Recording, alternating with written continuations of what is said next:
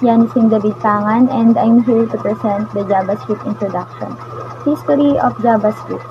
JavaScript was invented by Brendan H. in 1995.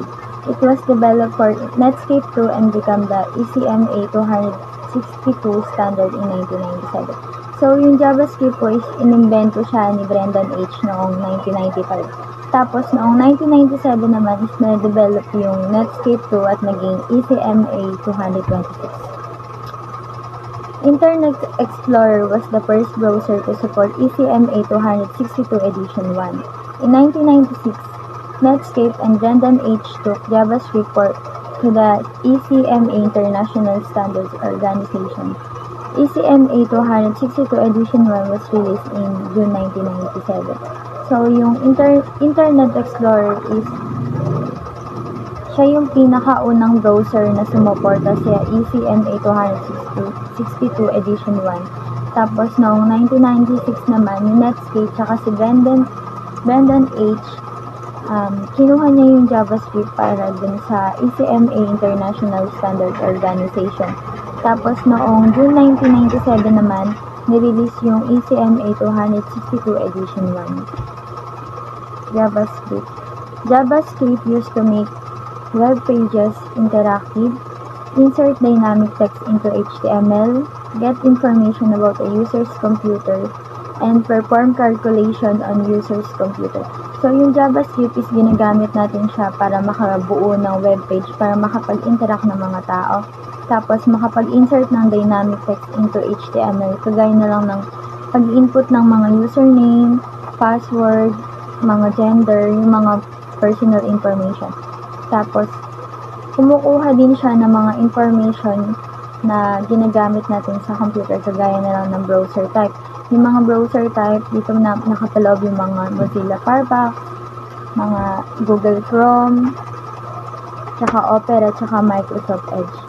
Tapos, dito naman sa user information, nagpe-perform siya ng mga calculation natin, kagaya ng mga form validation. JavaScript. A web page standard but not supported identically by all browsers, not related to Java other than by name and some syntactic similarity. So, yung JavaScript is hindi siya related sa Java, kundi magkapangalan lang sila. Tapos, medyo same lang din sila ng syntax na ginagamit. JavaScript is a scripting language used to develop web pages. Developed in Netscape, JS allows developers to create a dynamic and interactive web page to interact with visitors and execute complex actions. It also enables users to load content into a document without reloading the entire page. So, yung JavaScript is ginagamit nating language para makapag-develop ng mga web page, makapag-develop ng Netscape, tapos yung JavaScript is inallows niya na makapag-develop tayo at makapag-create ng mga dynamic and interactive web page para makapag-interact ng mga bisita na mag-execute palalo sa complex actions. Tapos, ina-allows din ng users na mag-load yung content dun sa document without reloading the entire page para hindi na siya paulit-ulit. JavaScript was originally named Mocha. Later, it was renamed to LiveScript and then to JavaScript. The LiveScript to JavaScript name change came because Netscape and Sun did the license agreement. The language was then submitted for standardization to the ECMA International Organization. So, yung JavaScript pala is meron siyang pinagmulang salita. Ang tawag sa kanya dati is Mocha. Tapos napalitan ng LiveStream. Tapos ngayon is JavaScript.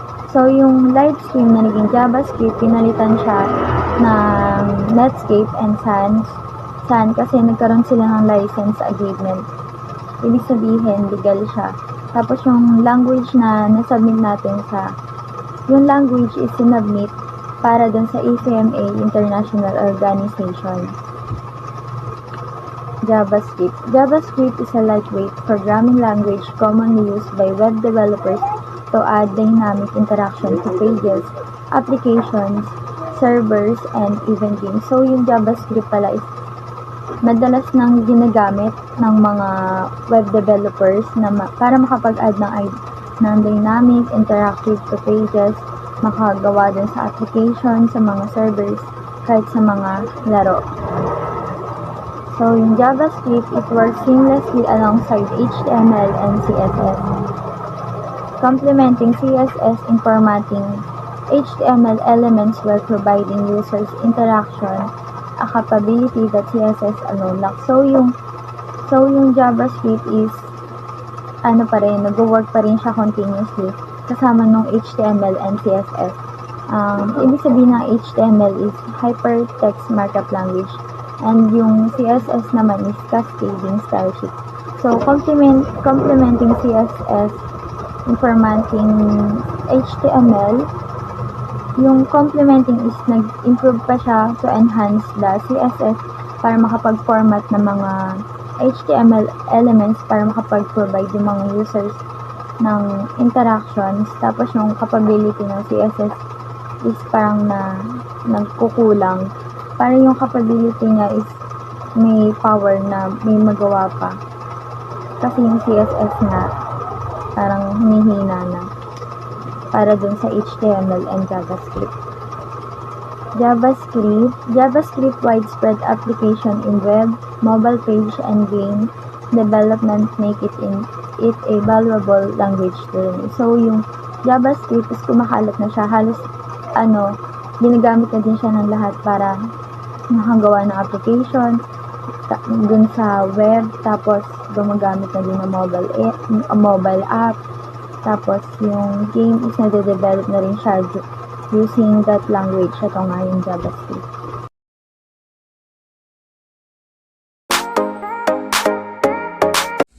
Good evening everyone, my name is Charles Elmer de la Cruz and our topic for tonight is JS Where To. So the script tag in HTML, JavaScript code is inserted between script tags. So sa HTML po, doon po nakapaloob yung JavaScript code, doon po siya nakapaloob sa script tags. Next naman po is JavaScript function and events. Yung JavaScript function naman po is a block of JavaScript code that can be executed when called for. Halimbawa po nito, a function can be called when a user clicks a button. So, next po natin is JavaScript in head or body. You can place any number of scripts on HTML document. Pwede kang maglagay ng any number of script. Script can be placed in the body or in the head. JavaScript in head. In this example, JavaScript function is placed in head section. So, yung JavaScript function po, doon po siya nakalagay or nakapaloob sa head section. The function is invoked or called when a user clicks a button. Sa JavaScript in body, ganun din. So, yung JavaScript function natin naka-place or nakalagay doon sa body section of an HTML page. So, kagaya din ng head, yung body, yung function is invoked when a user clicks a button. So, yun lamang po at maraming salamat.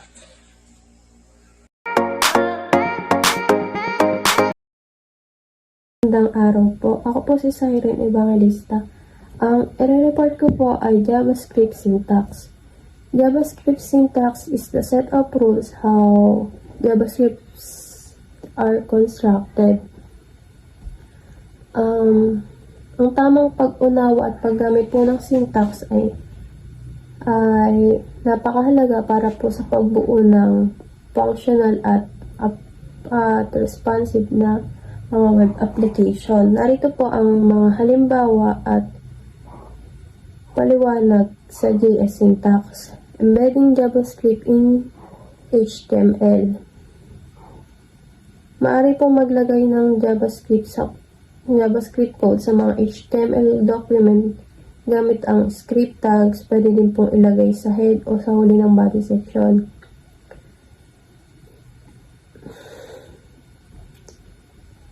Interacting with HTML elements. Maaari pong paggamit ng JavaScript upang i-manipulate o mag-interact sa HTML elements. Maaari po siyang kunin o baguhin o tanggalin ang mga elements sa pamamagitan ng JavaScript. Pwede pong piliin ang mga element gamit ang method tulad ng getElementById, querySelector, at iba pa. Events and event handling. Yun naman po ay para po tumugon sa mga interacting na mga user tulad ng mga pag-click at pagpasa ng form at mag-input po mula sa keyboard. Conditional statements and loops. Gamit po yung if, else, at switch para sa mga conditional na pahayag upang mag-desisyon batay sa condition.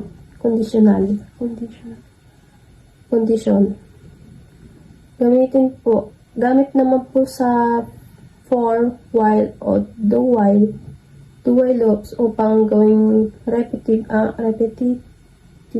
ang mga gawain. Halimbawa po sa if, kung totoo po yung condition, else kung hindi naman po.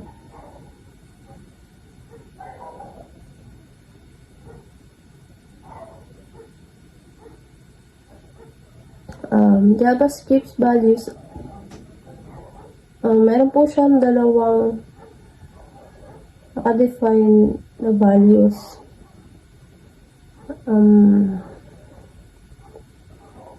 Yun po ay fixed and variable values. Yung fixed po, yun po yung literals. Yung variable values are called variables.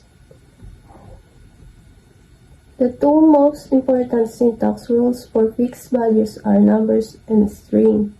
The number po are written with or without decimal. Strings po are text with written within the double or single quotes.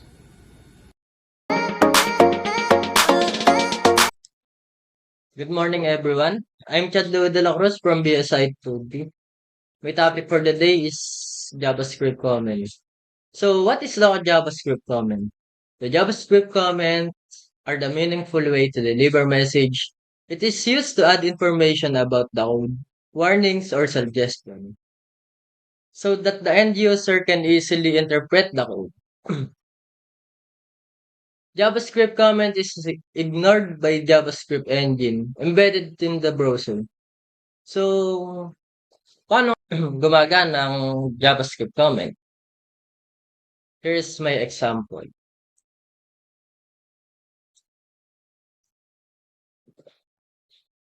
So, meron na tayo ditong structure ng HTML. So, saan nga ba natin ilalagay ang comment? Madali lang yan. Pagpunta mo ng body, maglalagay ka ng script. So, pag nailagay mo na yung script, pwede mo nang lagyan ng the word double forward slash.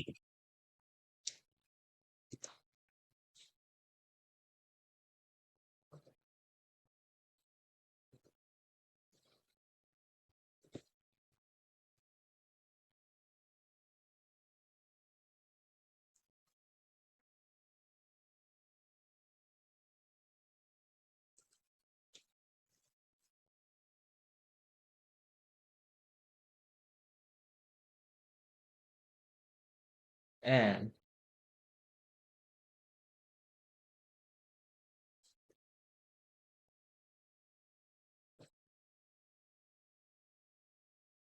yan, may script na tayo.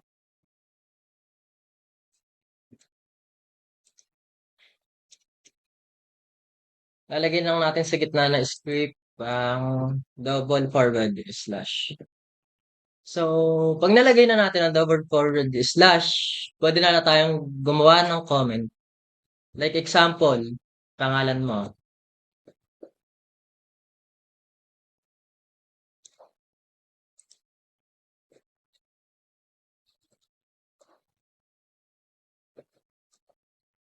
Yan.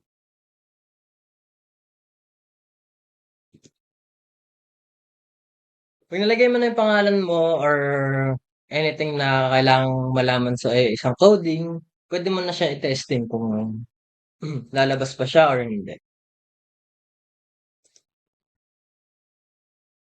Ayan, walang lumabas. Ibig sabihin, tama yung ginawa mo. Comment.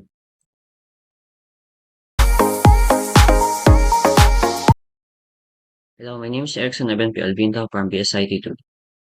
I'll be introducing you JavaScript variable. First, what is JavaScript variable? JavaScript variable is a variable that can contain, here we have the VS Code. So let's first create a script container and then say var. Let's first put bar and then say x is equals to 5. Don't forget the terminator. Then another var. X is equals to 6. Terminator. 1 z. You can also combine two bars in a variable. So x plus y. Terminator. Again, see if it will work. Let's get document.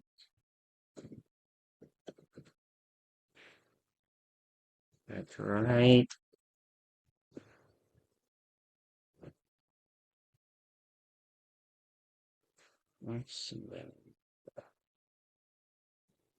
This is for us to know if it works.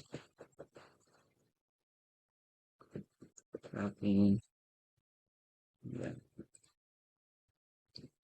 Switch it.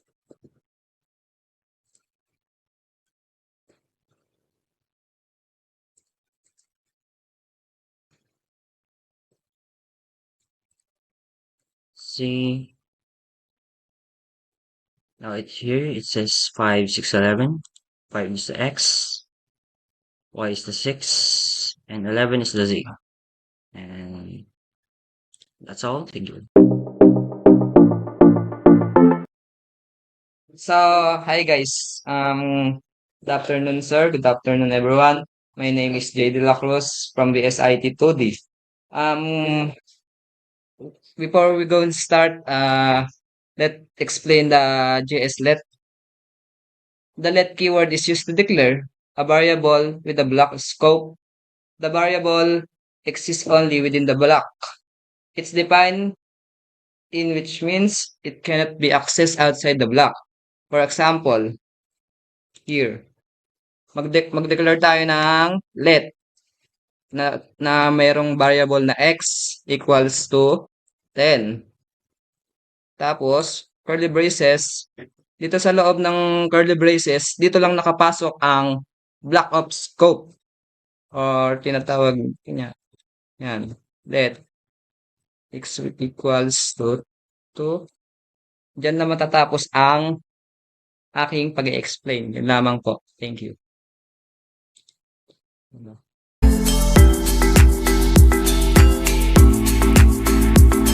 So, good day everyone.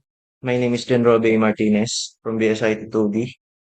And my topic for today is JavaScript cons. So, first of all, what is JavaScript cons? The JavaScript cons is used to declare constant variables. The value of a constant variable remains the same throughout the program and cannot be reassigned.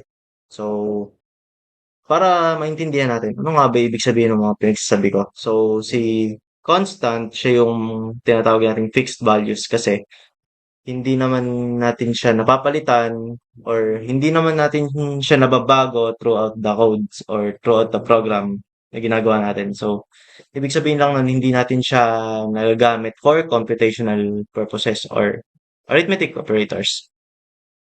Arithmetic operator. Dedeclare ako dito ng const pi 3.14 blah blah blah. So, pag tinawag natin siyang pi equals to 3.14, then hindi siya gagana kasi nga fixed values to. So, kailangan kukunin mo yung buong iyan. So, also, pag ginamit mo siya for computation, so, like, pi plus 10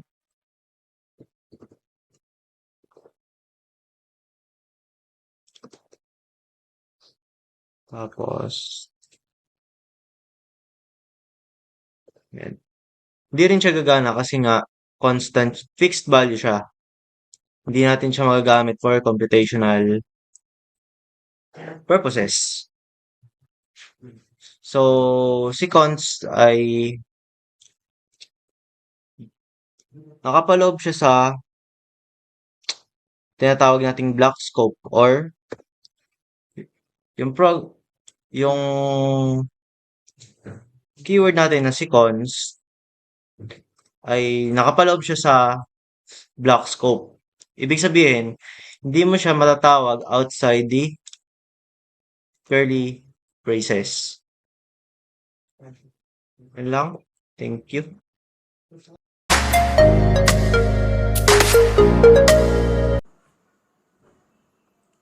JavaScript arithmetic operators. Arithmetic operators. Ito po yung ginagamit sa programming upang magsagawa ng mathematical operation. Operator and operands. Ito po yung mga operator na ginagamit sa arithmetic. Saka ito naman po yung description kung ano ginagawa nila. Yung plus sign, addition. Yung minus, subtraction. Yung asterisk, multiplication. Yung double asterisk, exponentiation. Yung slash, division. Yung percentage, modulus. Yung double plus, increment, saka yung double minus, decrement. Yung arithmetic daw po, arithmetic operation daw po ay karaniwang ginagamit sa dalawang numbers. Ito po yung mga example na. Yung two numbers daw po can be literal sa arithmetic. Ito po yung example. Let x equal 100 plus 50. Pwede din po dito yung variable yung gagamitin. Dito po gumamit ng x equals a plus b. Ito pong a plus b, variable po yung gamit. Pwede din po yung expression. Dito naman po, gumamit ng 100 saka 50 na number saka variable a.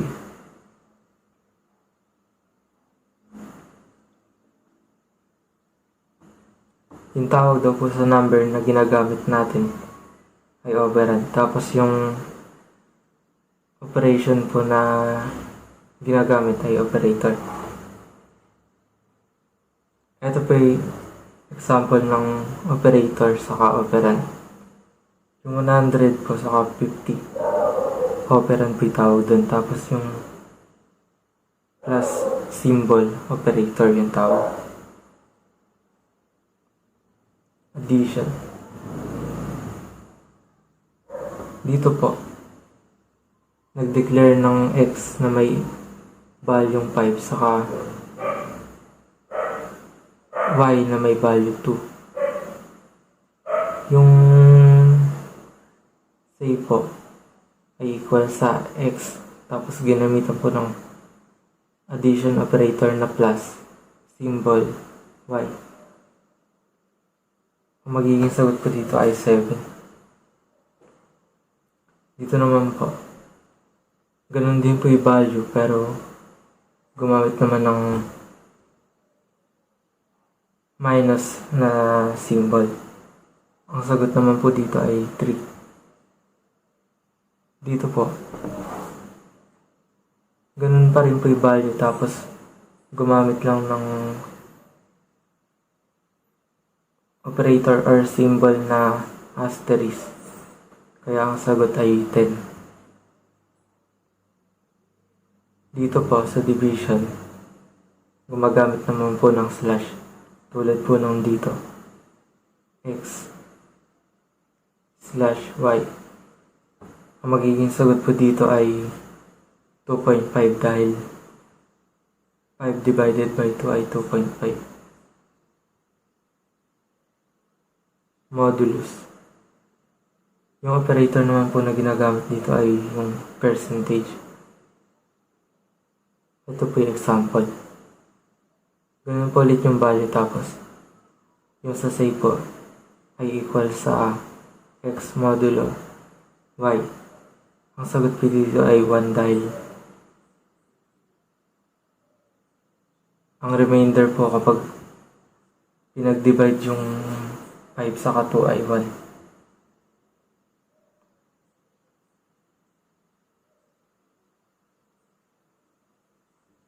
Dito po yung sa modulo operation, yung remainder lang daw po yung nire-return na value. Increment operator. Dito po sa increment, gumagamit po ng double plus symbol. Dito po nag-declare ng x na equal sa 5. Tapos nag-increment po. Kaya yung x po na may say po na may value na equal sa x ay magiging 6 na dahil nag-increment. Sa decrement naman po, nag-declare po ulit ng x na may value 5. Tapos naglagay ng x decrement. Tapos nag-declare po ulit ng say na equal sa x. Kaya ang value na po ng x ay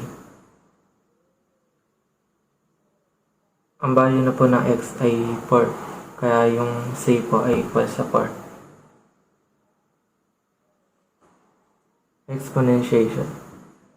Yung ginagamit naman po dito yung double asterisk. Yung ito po ay katulad ng parang sa math, yung raised to the power of a number. Or yung root. Ito po example. Dito po nag-declare ng x na may value 5. Tapos yung sa say po equal sa x exponentiation operator 2. Kaya magiging sagot ko dito ay 25 dahil 5 times 5 equals 25.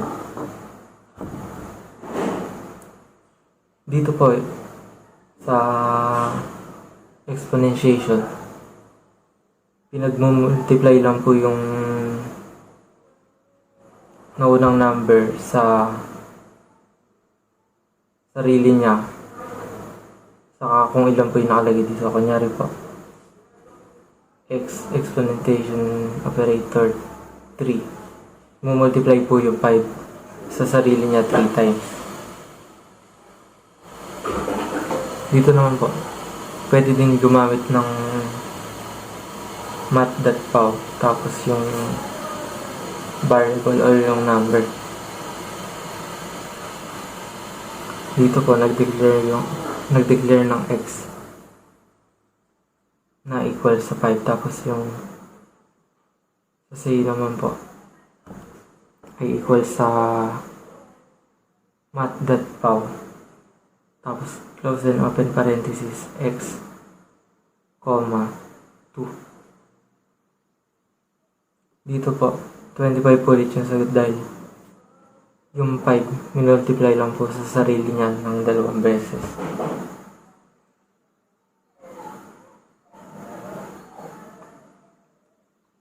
Operator precedence. Ito naman po, parang ganun lang po ulit sa math. Ito po yung pagkakasunod naman po ng computation. Tulad po ng PEMDAS. Ito po yung example.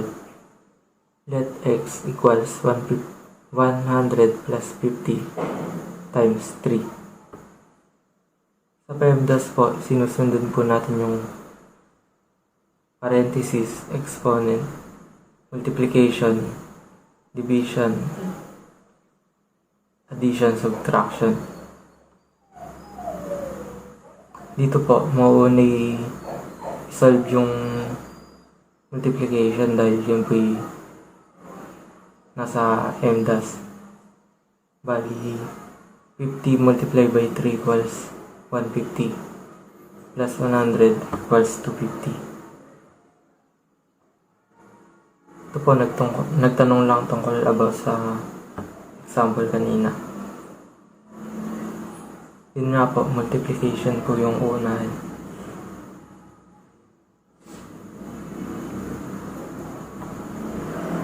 Yung sa precedence daw po, parang yung dun nga lang daw po sa school na ginagamitan po ng PEMDAS. Yung multiplication at division po, yung may pinakamataas na precedence, tapos yung addition po at subtraction, yun po yung pinakamababa.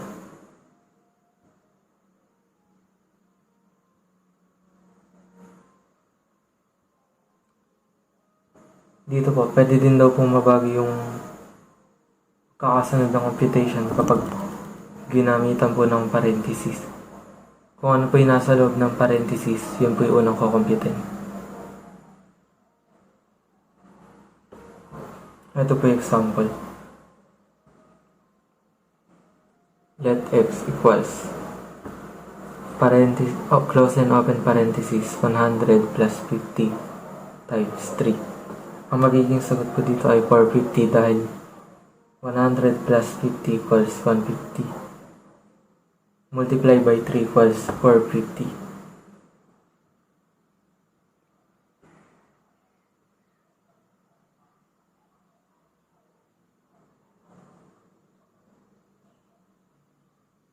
Dito po kapag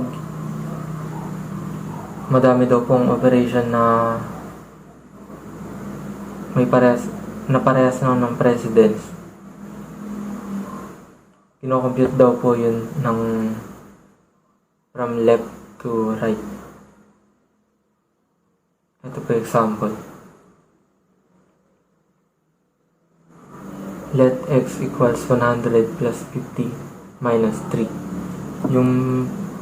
Yung plus po, saka yung minus, parehas lang po ng precedence, kaya mauuna po yung 100 plus 50 equals 150 minus 3 equals 147. Kaya 147 po yung sagot dito. Dito naman po, 100 divided by 50 times 3. Tulad po nung sinabi ko kanina, yung multiplication sa division pares lang po ng precedence, kaya mauuna yung division dahil yun yung unang ginamit. 100 divided by 50 equals 2. Multiplied by 3 equals 6. Yun lang po. Salamat.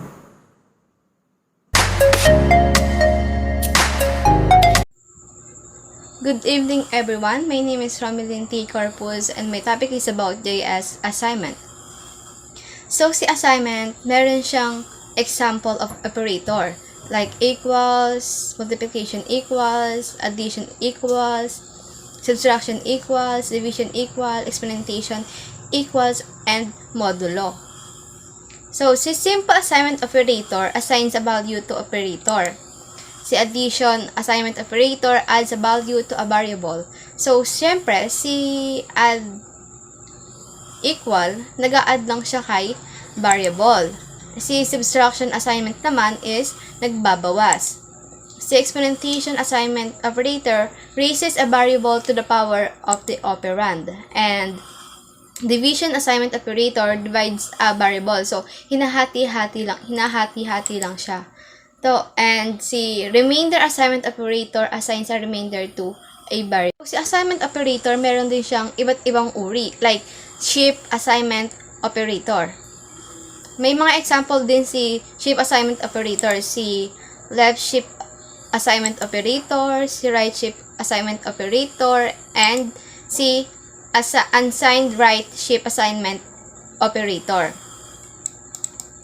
So, si left shift assignment operator, left shifts a variable. Si right shifts assignment operator naman, right shifts a variable. And si unsigned right shift a variable operator, right shifts a variable. And next is bitwise assignment operator. Si bitwise assignment operator, meron din siyang 3 examples. Si bitwise and assignment operator, bitwise OR assignment operator, and si bitwise XOR assignment operator. So, si bitwise AND assignment operator does a bitwise AND operation on 2 operands and assign the result to the variable. Si bitwise OR assignment operator naman does a bitwise OR operation on 2 operands and assign the result to the variable. And last, si bitwise XOR assignment operator does a bitwise operation on 2 operands and assigns the result to the variable.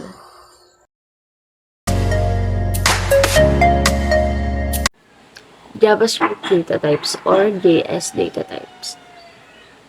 In programming, data type refers to the type of value a variable has and what type of mathematical, rational, or logical operators can be applied without causing an error.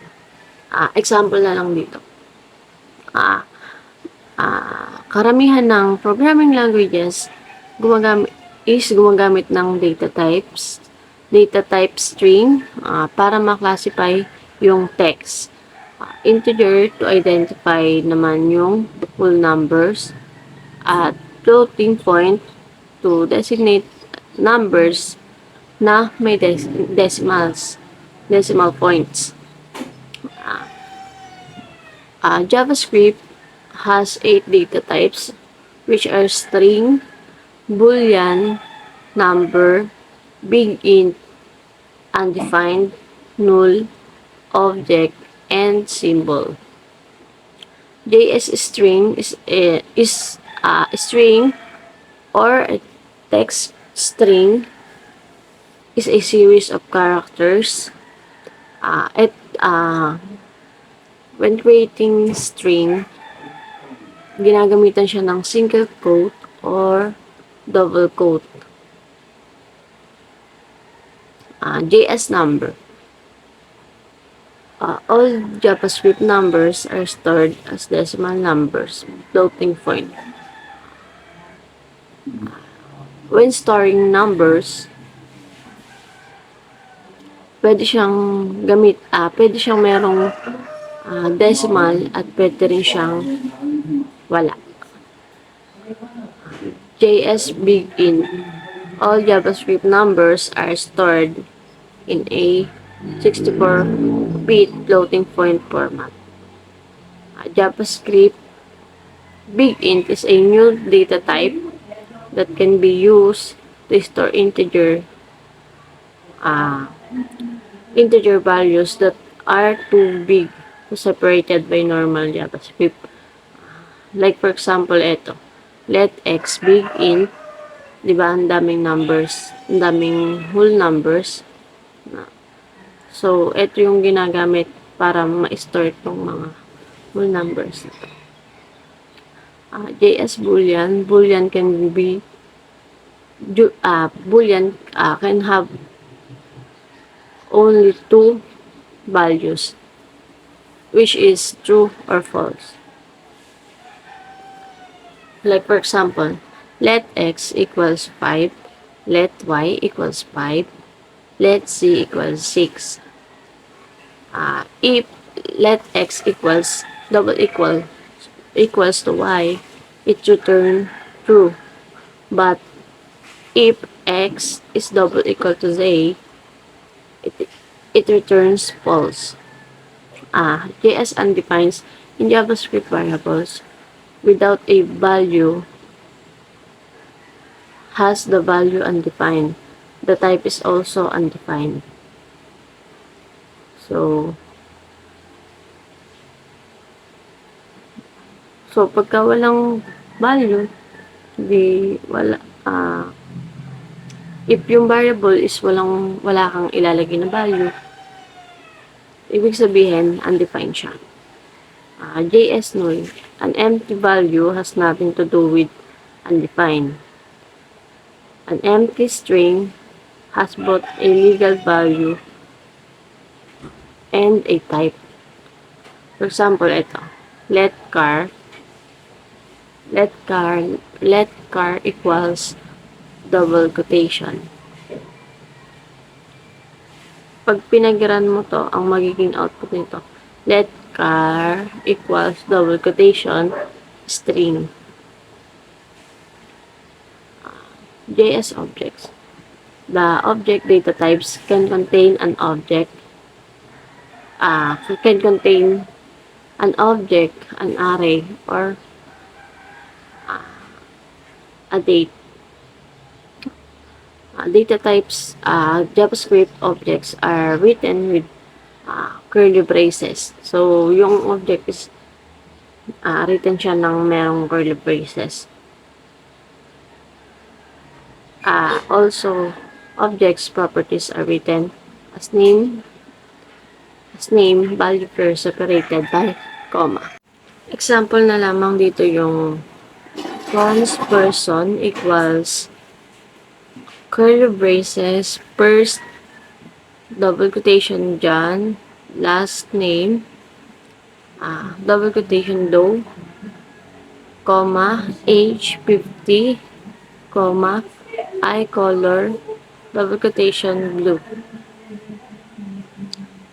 Array, JavaScript array, written with, ito naman yung merong square brackets, and separated pa rin by comma.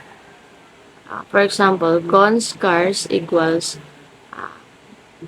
square brackets, double quotation sub, comma, double quotation bulb, comma, double quotation BMW, square brackets. Sa date naman, date objects are created with the new date construction. New date, open and close, parenthesis, creates a date object with the current date and time. By default, JavaScript will use the browser's time zone and display a date as a full text string. And there are 9 ways to create a new date object, which are new date, open and close, new date, open and close, date string, new date, open and close, year, month, new date, open and close, year, month, day, new date, year, month, day, hours, new date, year, month, day, hours, minutes, new date, year, month, day, hours, minutes, seconds, new date, year, months, day, hours, minutes, seconds, milliseconds, new date, milliseconds. the concept of data types, a JavaScript variable can hold any type of data. To be able to separate on variables, it is important to know something about the type. JavaScript types are dynamic. JavaScript has dynamic types. This means same variable can be used to hold different data types. Like for example, na lang dito is yung let x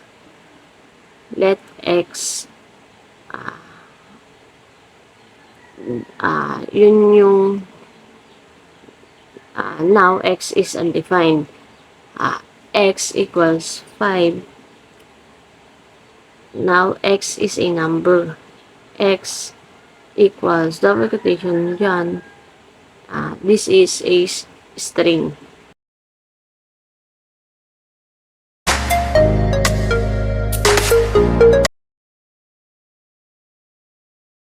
JavaScript object ay isang data structure na naglalaman ng mga key-value pairs. Ang mga key ay tinatawag na properties o methods at ang mga value ay pwedeng anuman na uri ng data tulad ng mga string, number, function o iba pa. Tulad na lang ng simpleng JavaScript object. Meron ditong first name, last name, age na pwedeng gamitin. Ng simpleng JavaScript object. Meron ditong first name, last name, age na pwedeng gamitin. At sa halimbawa na to, ang person object ay may mga properties na first name, last name, at age. Maaari ding mag-access ng mga property o method ng object gamit ang dot notation.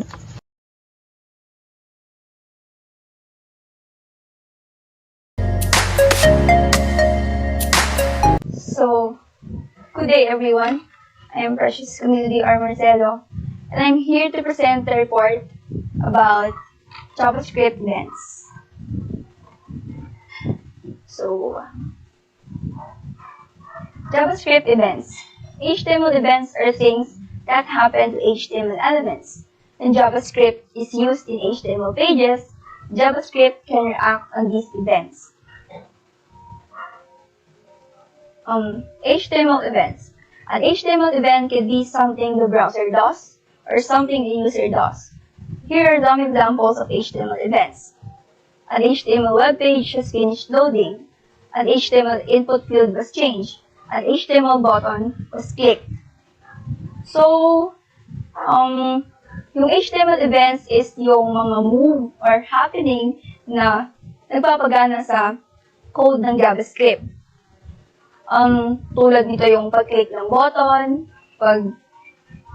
paggalaw ng mouse pointer, or pag-load ng page, at so on.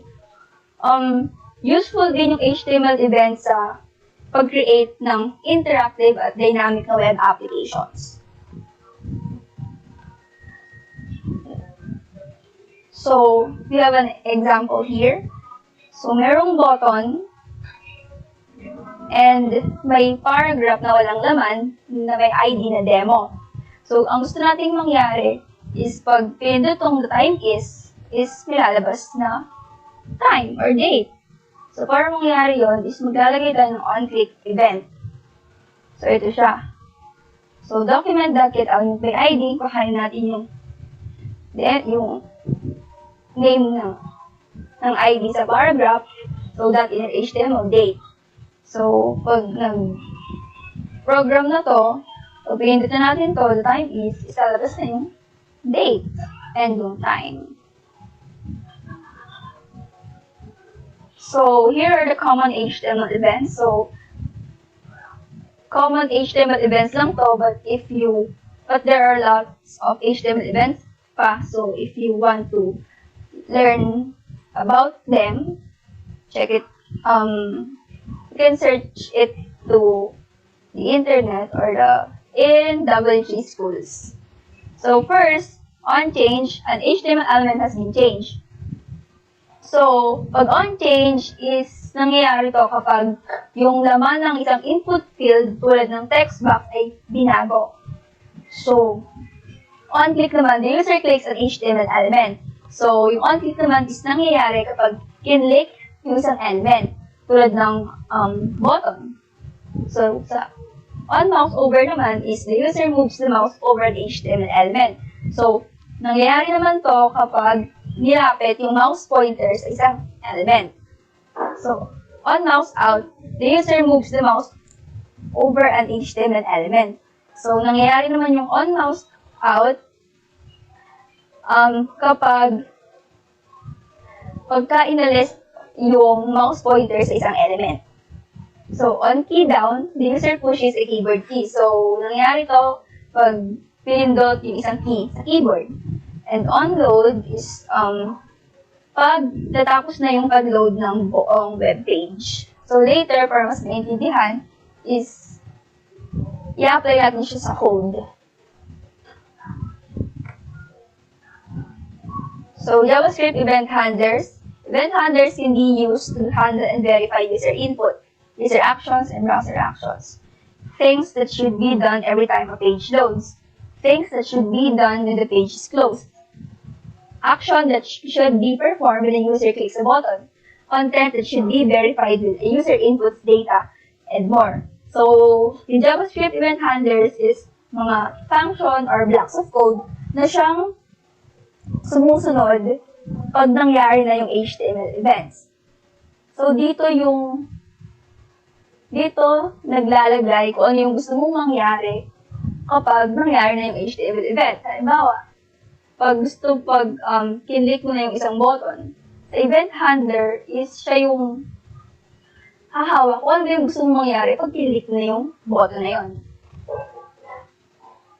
So, let's now proceed sa program. So, dito, first is sa on change muna tayo. So, pag on change, so, pag nag-run yan, ito siya. Ito yun kasi, dito on change, on click, and then dito na yung sa iba. So, focus na tayo dito. So, on change. So, maraming mangyayari dyan. Kahit magta-type tayo, i-enter natin, maraming mangyayari. So, halimbawa, gusto natin, pag nag-type tayo, dun sa input field ay gusto tayong magbago. So, on change equals alert hello world. So, yan. So, ito. Try natin siyang i-run. So, mag-type lang tayo ng kahit ano. And then, pag in-enter natin siya, ayun. So, may nagbago na. May nag-alert na hello world. Na may body na hello world. So, ayun. Let's move on naman sa on-click. So, dito, makita natin, kahit i-click natin ito, wala namang nangyari. So, let's add an on-click event. On-click, for example, so, kuhanin natin itong ID, document.get element by ID,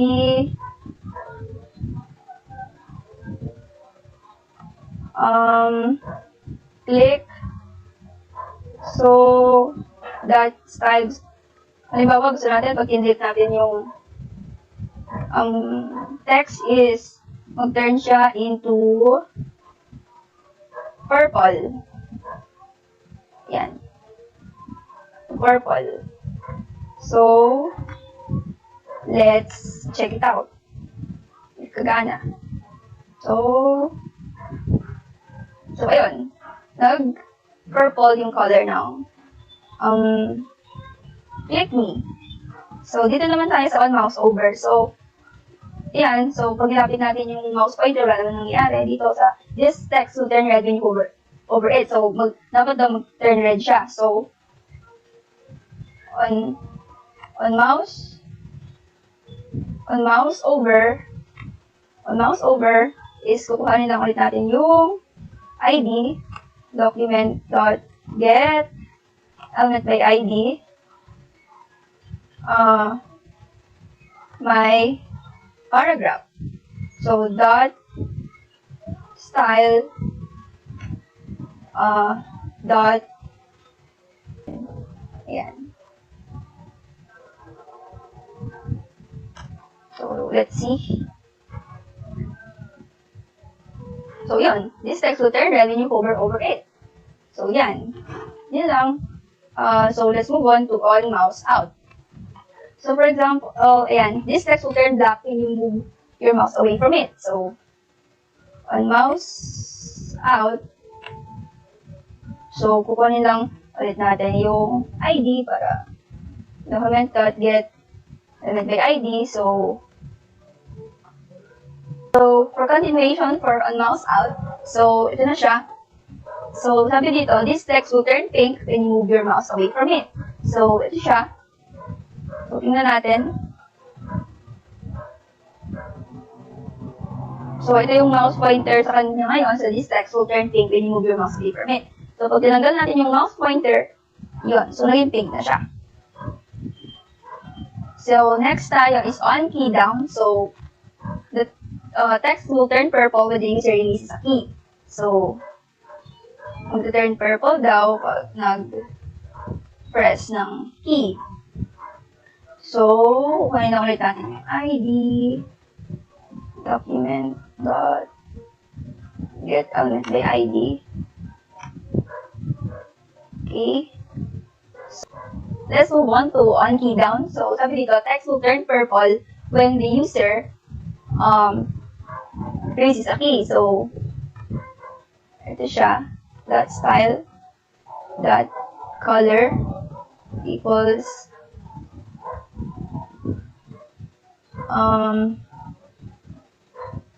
purple. Yan. So, lang tayo dito lang. Yan. So, let's see.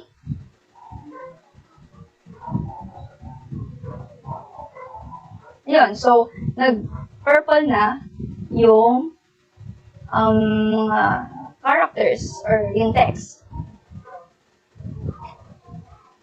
So, one more time. So, yun, purple siya. So, last is on load. So, gusto nating mangyari pag reload ng page is may mag-alert. So, on load equals alert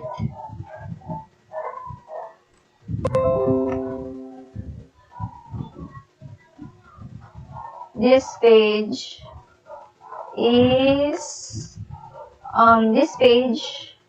has loaded. So, ayan siya. So, tingnan nga natin kung pag-refresh natin is may. So, ayun, this page has loaded. So, ganoon din yung unload. Yan. So, ito is on change. So, hello world. Pag click to, nag-turn yung color into purple. Ito naman, ang hinover natin is nag-turn red. Ito naman, pag inalis natin yung mouse pointer is magiging pink. Ito naman, kung naglagay tayo ng, lagay tayo ng key, is magiging purple. So, ayan. And pag nag-reload is may alert na this page has loaded. Lastly, JavaScript event handlers, many different methods can be used to let JavaScript work with events. So, HTML event attributes can execute JavaScript code directly. HTML event attributes can call JavaScript functions. You can assign your own event handler functions to HTML event. HTML elements. You can prevent events from being sent or being handled, and more. And that's all for my report. Thank you. JavaScript strings. JavaScript strings are for storing and manipulating text. A JavaScript string is 0 or more character written inside quotes. You can use single or double quotes. For example, let text equals to John Doe. It's JavaScript string because meron siyang quotation. Meron siyang quotation or quotes.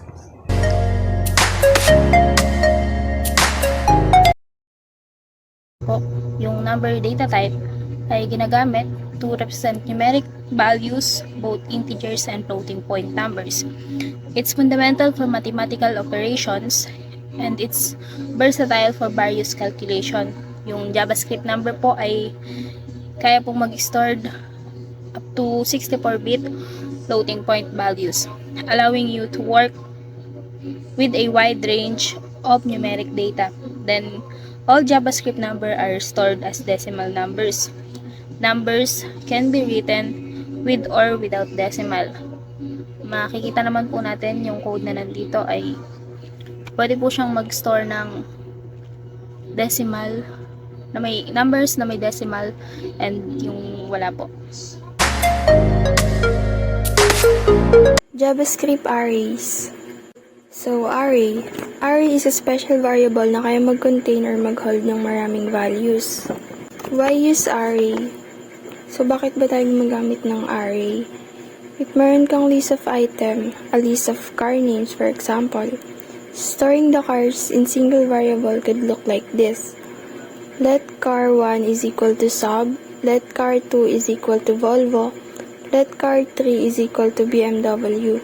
However, if you want to look through the cars and find a specific one, paano kung hindi lang 3 yung car na meron ka? Paano kung 300 cars, diba? Tapos you want to look through the cars and find a specific one. An array can hold many values under a single name and you can access the values by referring to an index number. Creating an array. So, sa pag-create ng JavaScript array, ang paggamit sa array literal ang pinakamadaling paraan. Ang syntax niya ay const array name and then equal to open and close square bracket na kung saan nakapaloob yung item 1, item 2, and so on, or yung mga declared value ng array name. Example, const car is equal to sub Volvo and BMW.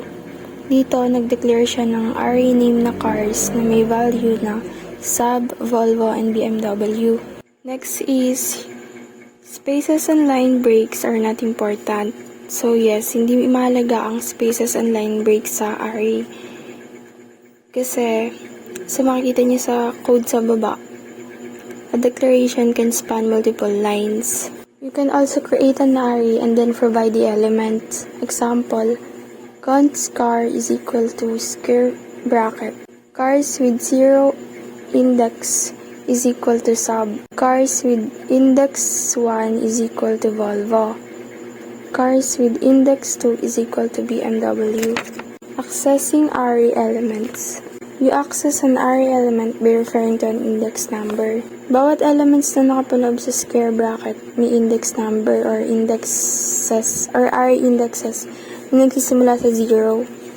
So, para ma-access mo yung element na sub, you just need to referring to the index number 0. Since first element ang sub, 0 rin yung index number niya. So, ayun lang. Thank you.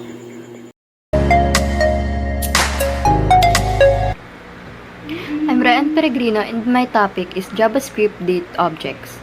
So, JavaScript date objects let us work with dates. JavaScript will use browser's time zone and yun po yung i-display niya na date as a full text string.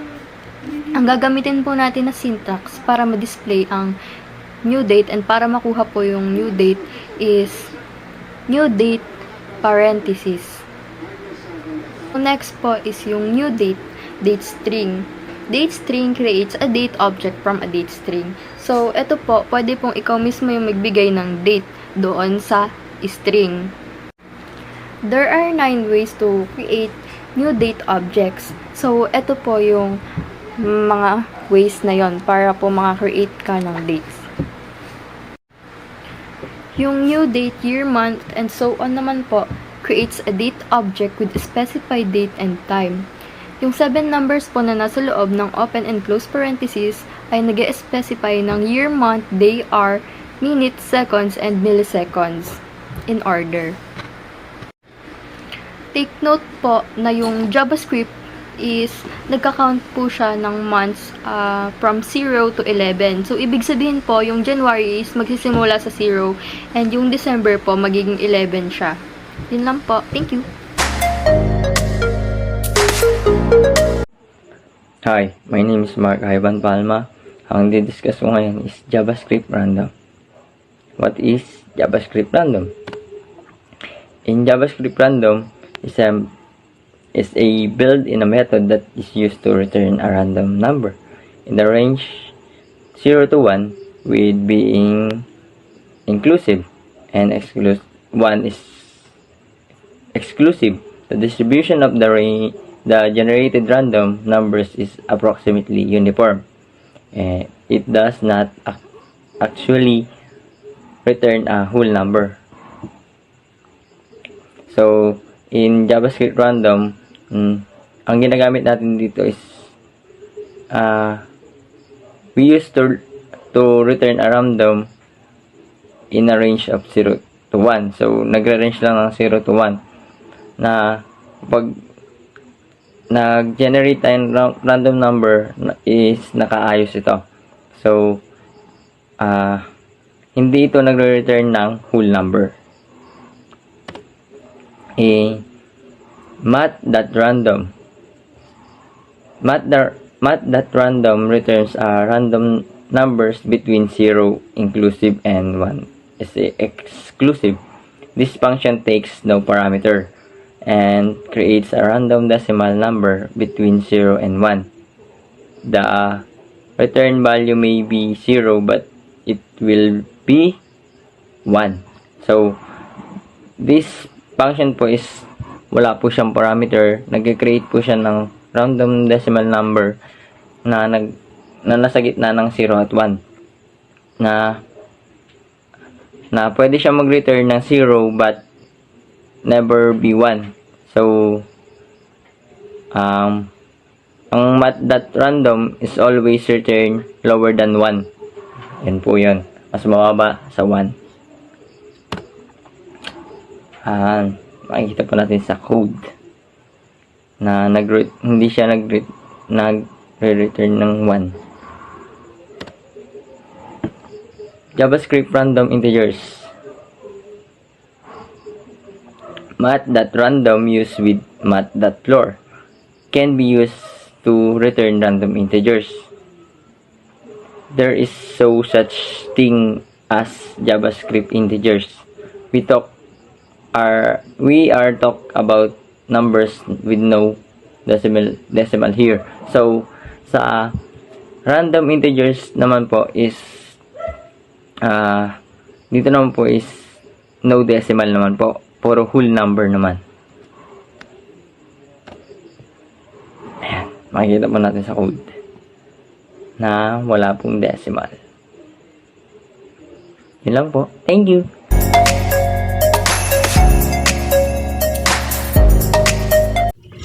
So, good day everyone. Ako po si Dean Andrew Intible. And ang napili ko pong topic is JavaScript Boolean. So, what is JavaScript Boolean? A JavaScript Boolean is one of the data type in programming like string, array, objects, and so on. Each data type has a representation for a string variable, which represents characters, or an array represents a collection of variables, and a Boolean variable represents two conditions in programming, which is either true or false, are really useful in the programming. We can use them to compare a condition or to answer a yes or no question. So let's create example. Let's get the two number variables and we're gonna compare the result. So let first num 10 and second num is equals to 5. Now I would like to compare these two numbers and assign them to another variable.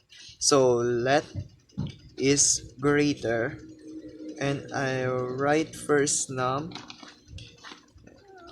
for first num and greater than operator and the second num. Um, the greater to the and see what would do. So, nung nakikita po natin, it return true because JavaScript evaluate po into variables here, and since 10 is greater than 5, it return true. So, however po, if pag bininago ko po ito on less than, this time, magiging false po siya. In both of either true or false, doesn't matter. They both turns to each greater variable to a boolean. This means that each greater is variable is now a boolean.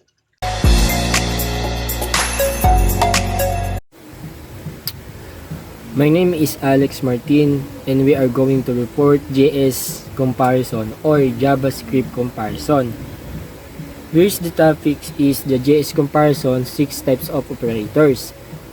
The first one is equality or equal to or inequality, not equal, less than, greater than, less than or equal to, greater than or equal to. The first one is equality or equal to. This operator is used to check if two values or variables are equal. If they are equality, it returns true. Otherwise, it returns false. For example, 5 equal to 5 is true. Inequality or not equal. It checks if two values are not equal. If they are not equal, it returns true, otherwise it returns false. For example, 5 not equal 3 is true. Less than, it checks if the values on the left is less than the value on the right. If it returns true, otherwise it returns false. For example, 3 less than 5 is true. Yan. Move the greater than. Greater than. This operator checks if the values on the left is greater than the value on the right. If it is, it returns true. Otherwise, it returns false. For example, 7 greater than 4 is true. Okay. Punta tayo sa less than or equal to. Yung sabi po dito is check if the values on the left is less than or equal to the value on the right. If it is, it return true, otherwise it returns false. For example, 4 less than or equal to 4 is true. Greater than or equal to. This operator checks if the values on the left is greater than or equal to the value on the right. It is return true, otherwise it returns false. For example, 6 greater than or equal to 5 is true. These operators are fundamentals for creating conditional statement and controlling the flows of your programs based on comparison between variables or values. Guys, this is my report and my topic is the if-else statement. Introduction. Conditional statements are used to perform different actions based on different conditions. Conditional statements very often when you write codes, you want to perform different actions for different decisions. The if statement. Use the if statement to specify a block of JavaScript to code be executed if a condition is true. So ang if statement po ay nag-execute lang yung code kapag ito po ay nag-true. The else statement naman po ay use the else statement to specify a block of code to be executed if the condition is false. So yung else statement naman po, automatic na pong mag-execute yung code kapag wala pong tumama sa condition. And else if statement naman po ay if the hours of less than 18 creates to good day, greetings, otherwise is good evening. So yung ano naman po, yung else if naman po else if naman po, para lang din po siyang else, pero pang gawa po siya ng maraming condition. Kung sakali po na yung sa Sunday or less than sa ganito, less than po sa 10, ganun. As nakalagay lang po yung 10 doon, tapos sumobra po siya. So papasok na po doon yung else if statement. Tapos yung switch naman po yung switch naman po parang ano din po siya, else if, pero mas pinadali lang po yon. Para mas pinadali lang po yun na gamitin sa paggawa ng condition, para po hindi na masyadong madami yung pag else if na ginagamit. Yun lang po. Salamat po.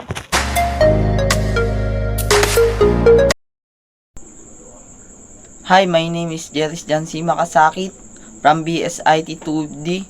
Ang topic ko po ay loop 4. What is JS loop 4?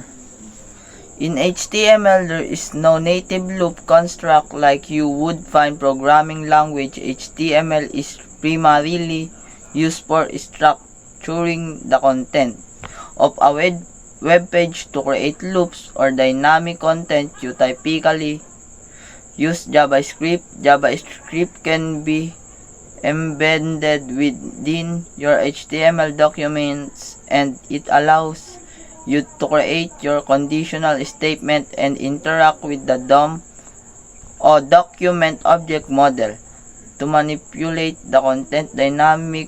Her basic example of JavaScript loop within an HTML document. Ito daw po yung bumubuo o nagbubuo ng mga nilalaman ng web page. At ito po yung ito po yung gumagawa ng magandang ng markup language para pong ganun. Tapos meron po ako ditong dalawang example ng loop 4. Example of loop 4. Ito po yun. Ito po. Ito po yung code ng example ng loop 4. Dalawa po yan. Ito pa po yung isa. Tapos meron po akong ginawang code ng loop 4 para po mapagana nyo, o kung gusto nyo pong i-try na pwede nyo pong gamitin tong ginawa kong loop 4 example ng code. Tapos meron pong explanation dyan sa dulo kung paano po nangyari yung sagot na yon. Yun lang po. Maraming salamat po. The JS break statements. JavaScript break.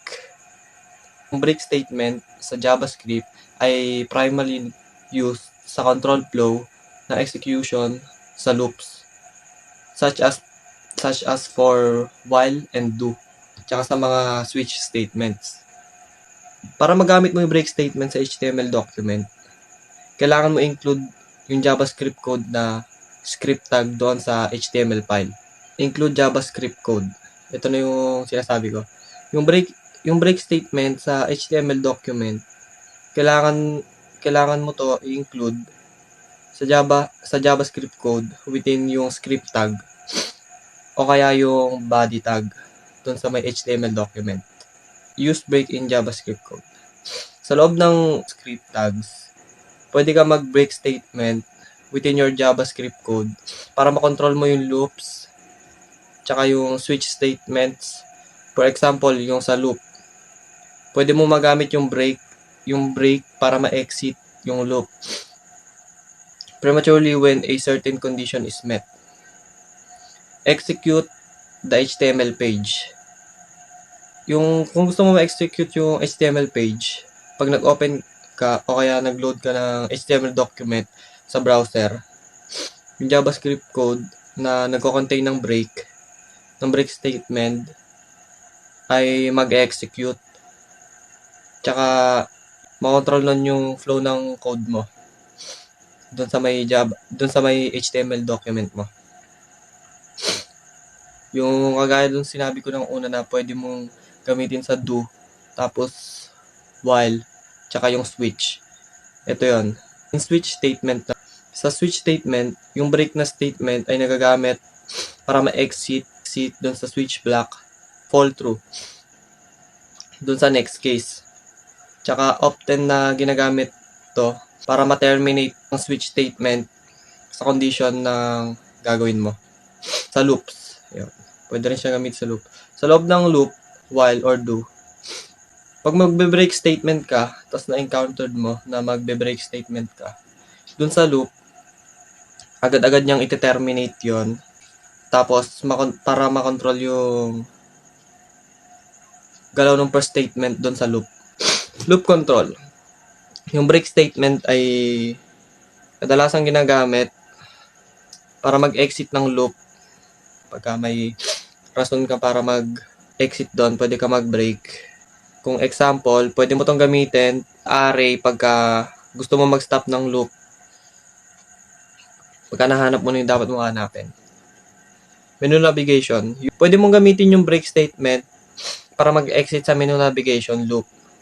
Tulad nga nun sa una-una, pwede mong gamitin yung break para makatakas ka dun sa loop. Once na yung user ay nag-select ng option na break, magiging useful to para maging interactive sa web application. Error handling. Pwede ka gumamit ng break statement sa loop para mag-exit sa loop and ma-handle nito yung mga error na mag-occur. Yun lang. Thank you.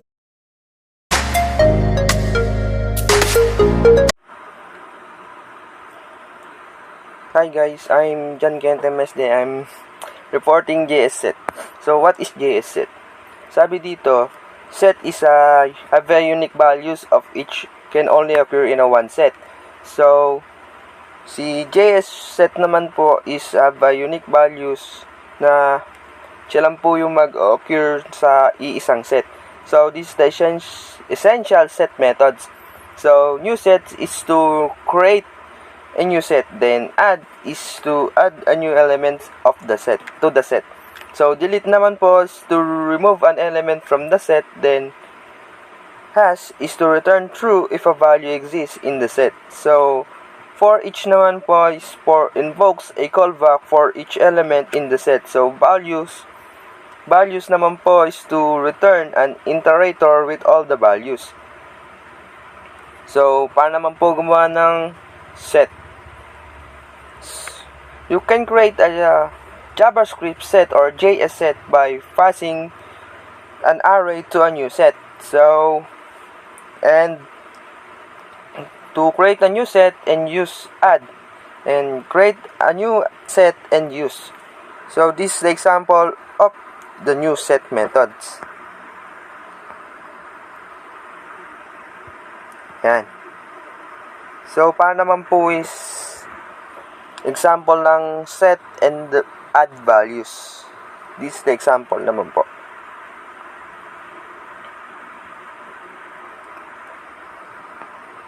Ito naman po is to create a set and add variables.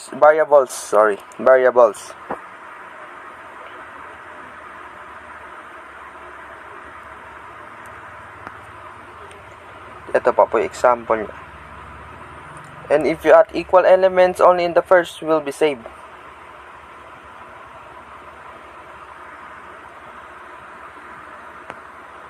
And the for each method naman po, the for each method invokes calls a function for each statement.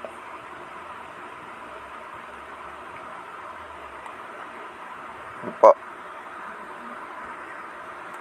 And the values method returns a new literal object containing all the values in the set.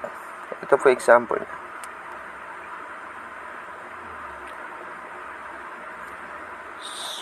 So now you can use the iterator object access the element. Yeah. List of element, let all text equals and double quotation, then for constant x of letters, values, and text. Yun lang po at maraming salamat. Everyone, is my report and the title is JavaScript Arithmetic Precedence. So operator precedence describe the order in which operation are performed in arithmetic expression. So ito yung mga sign na ginagamit natin sa pag ng code. Ito yung mga sign na dapat gamitin. So sa multiplication, ang sign na dapat natin gamitin is asterisk, sa division naman is slash, sa addition naman ay plus sign, and sa subtraction naman is negative sign. So ito yung example. As in traditional mathematics, multiplication is done first. So ito yung example, let x equals 100 plus 50 times 3. When using parenthesis operation, inside the parentheses are computed first. So dito lalagyan natin ng parenthesis. So let x equals, close and open parenthesis, 100 plus 50 times 3.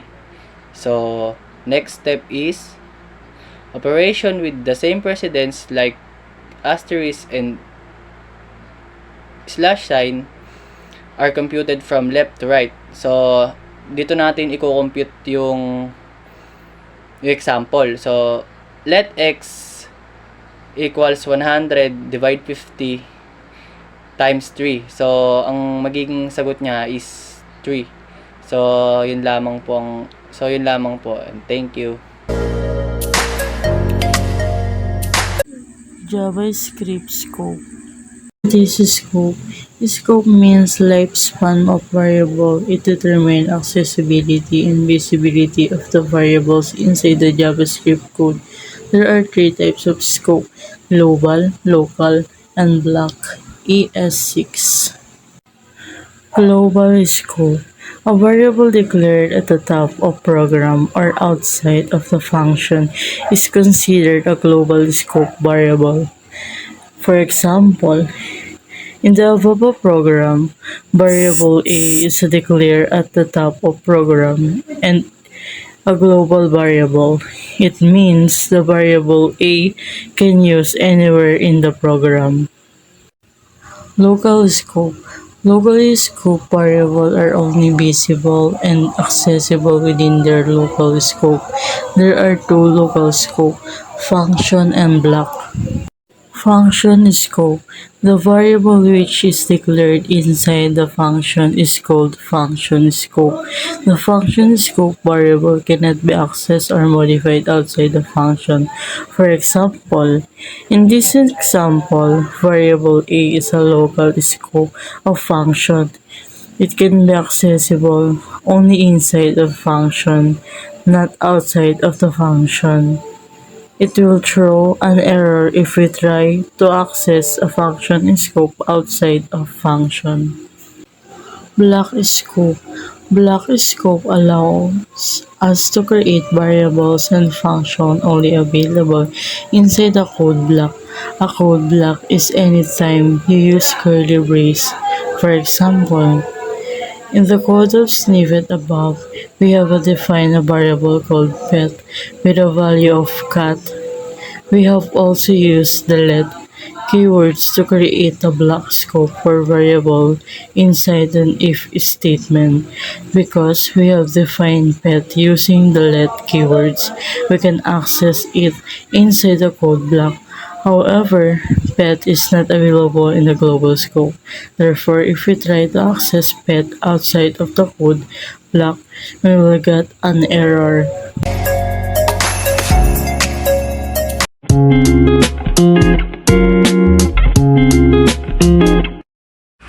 What is this in JavaScript? It is the object executing function. This keyword compared to other language in JavaScript. Kaya po JS, this keyword, yung this niya is yung pinaka-keywords po niya. Isa to sa mga example ng JavaScript sa paggamit ng this. Function means yun po yung mga ginagamitan ng global and window. And kita naman po dyan is yung sa function po sa baba return, ginamit ko po siya ng this. And expected na output naman po is kita na agad na 42, pero pagka niran mo pa rin siya is yun po yung lalabas na 42. So yung final output niya po is greater than 42 pag na-run siya.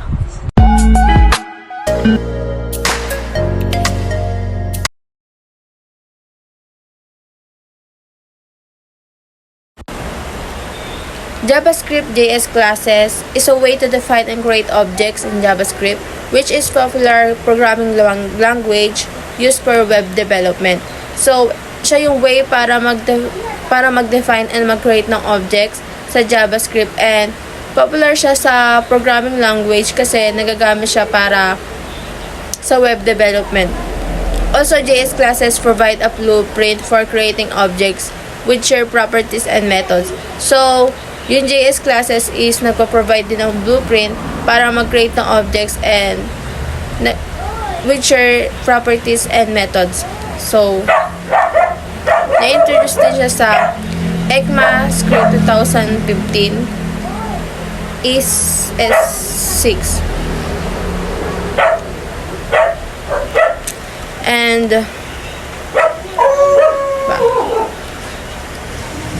so, basic example. In the example above, the person class is defined with the constructor method to initialize object properties and say hello method. Objects can be created from this class using the new keyword. Also, JavaScript classes provide a more organized and consistent way to work with objects and inheritance in JavaScript, simplifying the process of creating and managing object-oriented code. So, makikita nyo dyan yung example ng JavaScript classes.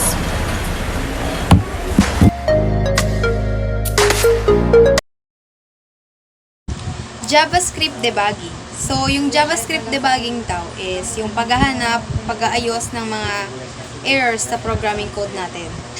So, kadalasan daw kasi, minsan pag nagko-code tayo, hindi talaga magkakaroon ng warning na may error yung code natin. Pero, may problem talaga yung code natin. So, dito papasok yung pagde-debug.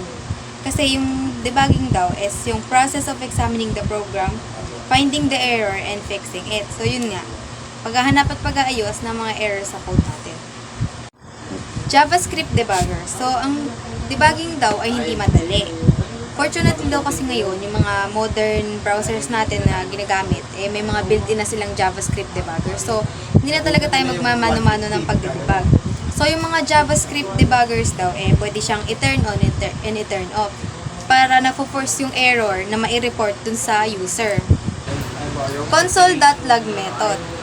So, ito daw console.log method natin, pwede natin gamitin para ma-display sa JavaScript values para ma-display yung JavaScript values sa debugger window natin. So, paano nga ba gamitin tong console.log na to? So, pwede daw tong gamitin, yung console.log method, para ma-debug yung code natin.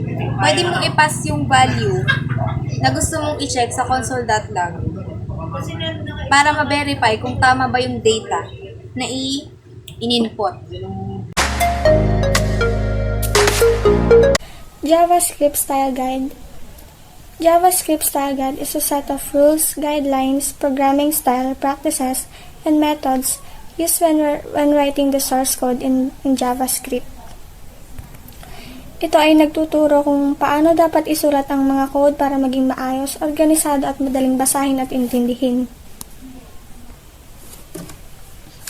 Style guidelines typically cover naming and declaration rules for variables and functions, rules for the use of white space, indentation and comments, and programming practices and principles. Coding conventions secure quality, improves code readability, make code maintenance easier and easily shared among developers. Advantages of JavaScript standard style. No configuration, the easiest way to enforce consistent style in your project. Automatically format code, just run standard, decrement fix and avoid messy or inconsistent code. Catch style issues and programmer errors early. Saves code review time by eliminating back and forth between reviewer and contributor. Sa pangkalahatan, ang paggamit ng JavaScript standard style ay maaring magkaroon ng mas mabilis at mas madali at mas maayos sa pag-develop ng JavaScript applications at makatulong ito sa pagkakaroon ng mas konsistente at mataas na kalidad na code. JavaScript style guidelines rules. Use two spaces for indentation. Use single quotes for strings. Console.log hello there. No unused variables. Add a space after keywords if space condition. Add a space before a function declaration parenthesis. Function space name space argument. Always use strict equal instead of equal to.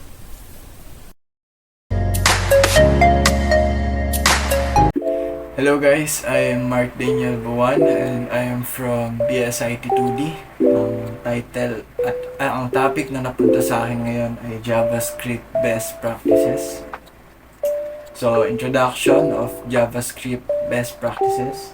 As a JavaScript developer or a student tayo, it's important to follow the best practices to ensure the code is efficient, maintainable, and scalable.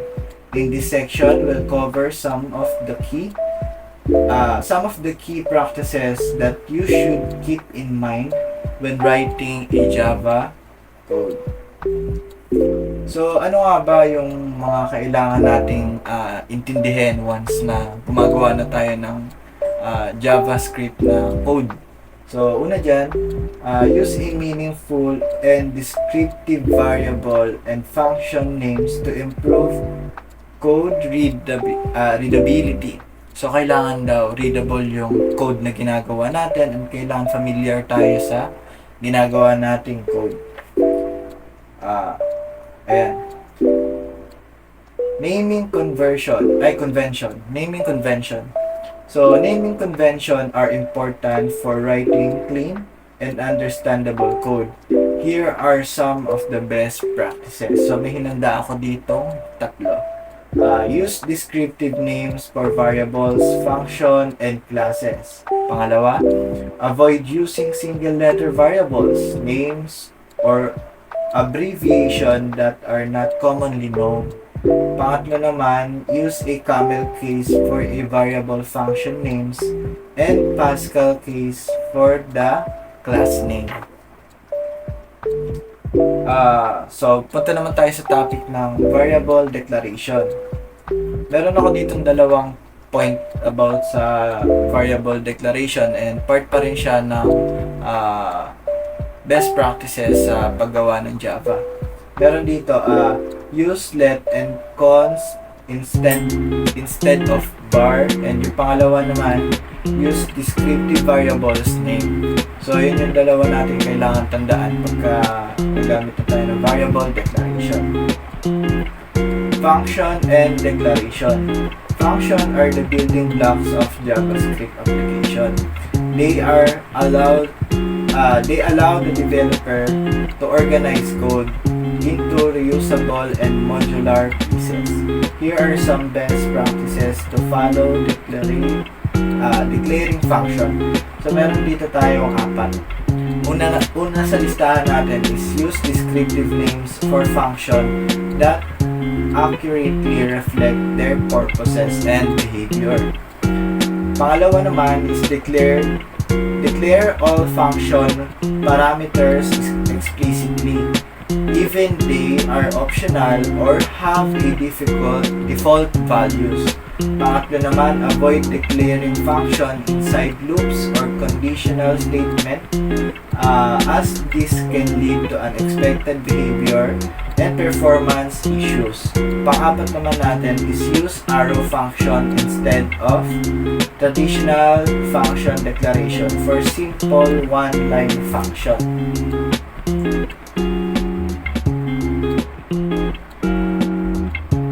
So, yun po yung topic na napunta sa akin, and syempre as a reporter, kailangan meron tayong conclusion tungkol dun sa topic na binigay sa atin. So, ang conclusion ko po dito is following best practices in JavaScript coding is essential for writing clean, efficient, and maintainable code. By using consistent naming, convention, declaring variables, and function properly, utilizing conditional statement and loops effectively, handling errors appropriately, and testing, optimizing performance, developers can create a high-quality code that is easy to read, understand, and modify. By incorporating these best practices into their coding practices, developers can improve their productivity, reduce error, and ultimately deliver better software solution. So, ang sinasabi dito sa conclusion natin is kailangan nga talaga natin naman na gamitin yung JavaScript best practices para maiwasan natin ang pagkakaroon ng pagkakamali, ganun, yung pagkakaroon ng hindi inaasahan na errors, ganun. So, kailangan natin i-maintain yung ganitong practices. So, ayun lang po. Maraming salamat po sa pakikinig sa aking topic. And thank you guys. Good evening everyone. My name is Angel J. Magampon. My topic for today is all about JavaScript reserved words. So first, what is JavaScript reserved words? JavaScript reserved words po ay ito yung mga pangalan na dapat nating iwasan na nakapaloob sa objects. So, first, JavaScript objects, properties, and methods. You should also avoid using the name of JavaScript filled-in objects, properties, and methods. Gaya nga po na sinabi ko kanina, dapat mo rin iwasan ang paggamit ng pangalan ng JavaScript na nakapaloob sa objects, properties, and methods. So, yung nakapresent po dito is example po siya ng mga dapat iwasan for JavaScript o for naming JavaScript.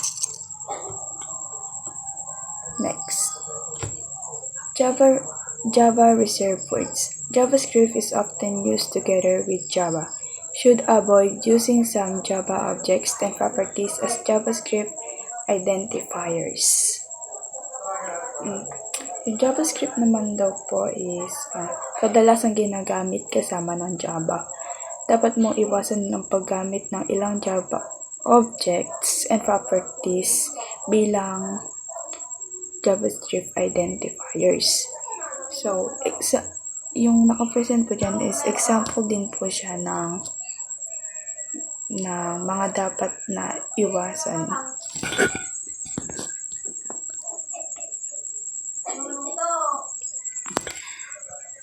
Next, other reserved words. JavaScript can be used as the programming language in many applications. You should also avoid using the name of HTML and window objects and properties. Ito pa po yung example ng mga dapat iwasan na words. So, yun lang po. Thank you.